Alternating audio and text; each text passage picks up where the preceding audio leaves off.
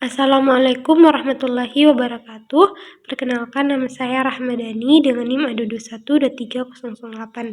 Saya akan memaparkan teks esai eksplanasi saya, di mana yang berjudul Meningkatkan Pemahaman Sistem Koordinasi Melalui Weblog dalam Pembelajaran Biologi. Di sini terdapat ada 3 bagian, yaitu ada pendahuluan, inti, dan juga kesimpulan atau penutup, di mana yang sesuai dengan struktur teks esai eksplanasi. Baik, langsung saja saya masuk ke bagian pendahuluan.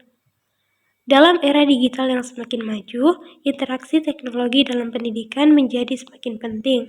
Salah satu cara untuk meningkatkan kualitas pembelajaran adalah dengan memanfaatkan weblog sebagai sumber belajar digital. Dalam konteks pembelajaran biologi, khususnya pada materi sistem koordinasi, weblog dapat memainkan peran sentral dalam memperkuat pemahaman siswa, meningkatkan motivasi belajar, dan juga membuat pengalaman belajar yang lebih seru dan kolaboratif. Selanjutnya masuk ke bagian inti atau isi. Weblog atau blog adalah platform daring yang memungkinkan pengguna untuk membuat dan berbagi konten dalam format yang mudah diakses dan terstruktur.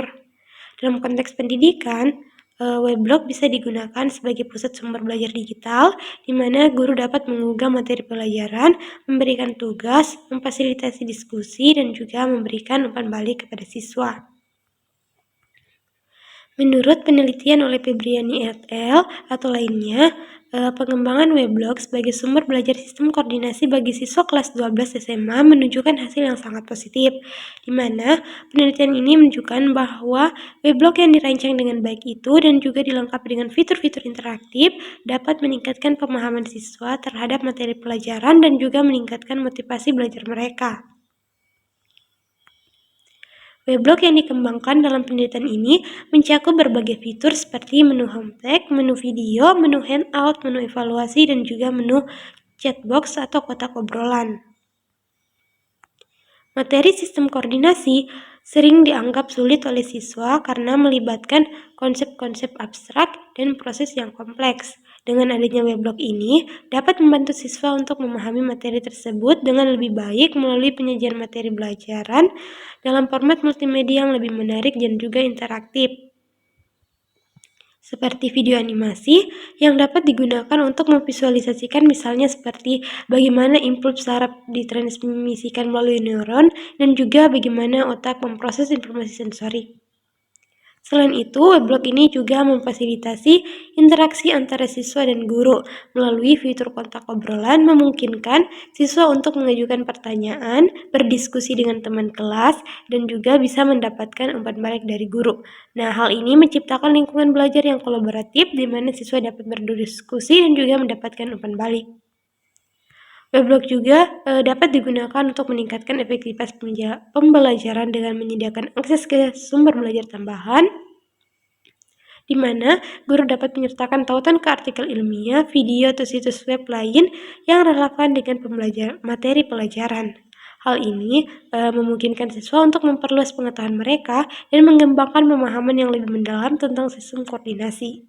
Selain itu, weblog juga dapat digunakan sebagai platform untuk tugas dan proyek, di mana siswa bisa membuat postingan blog mereka sendiri untuk mempresentasikan hasil penelitian, analisis kasus, atau proyek kreatif lainnya, sehingga tidak hanya meningkatkan pemahaman siswa tentang materi, tetapi juga mengembangkan keterampilan menulis dan berpikir kritis. Nah, baik, yang terakhir itu ada kesimpulan atau penutup. Pemanfaatan weblog sebagai sumber belajar digital merupakan langkah inovatif dalam memperkuat pemahaman siswa tentang sistem koordinasi. Dengan adanya fitur-fitur interaktif dan juga fleksibilitasnya, weblog ini mampu meningkatkan motivasi belajar siswa dan juga menciptakan pengalaman belajar yang lebih interaktif dan kolaboratif. Dalam era digital seperti sekarang ini, tentu interaksi teknologi seperti weblog ke dalam proses pembelajaran itu bukan lagi merupakan sebuah pilihan, tapi itu adalah sebuah kebutuhan di mana untuk menciptakan pendidikan yang lebih inklusif, efektif, dan juga relevan. Nah, itu tadi isi teks esai eksplanasi yang telah saya buat. Di sini juga ada referensi dari jurnal yang telah diberikan dari Ibu. Baik, itu saja pemaparan teks esai eksplanasi dari saya. Kurang dan lebihnya saya mohon maaf. Saya ucapkan banyak terima kasih. Wassalamualaikum warahmatullahi wabarakatuh.